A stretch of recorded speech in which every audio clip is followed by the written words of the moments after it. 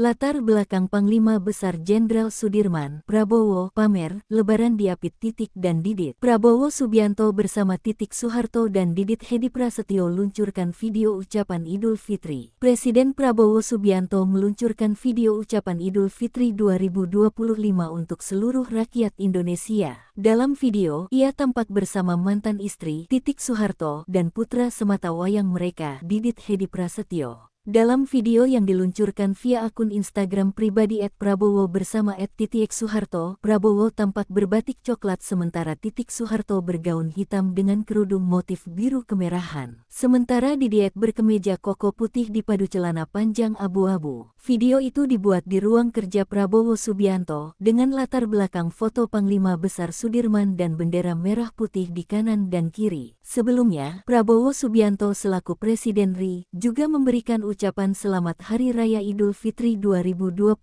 atau 1446 Hijriah kepada seluruh umat Islam di Indonesia dan dunia. Ucapan tersebut disampaikan Presiden Prabowo dalam video yang ditayangkan kanal YouTube Sekretariat Presiden, Minggu, tanggal 30 Maret tahun 2025. Kepala negara menekankan makna Idul Fitri 2025 sebagai momen kemenangan setelah menjalani ibadah puasa Ramadan 1 bulan penuh.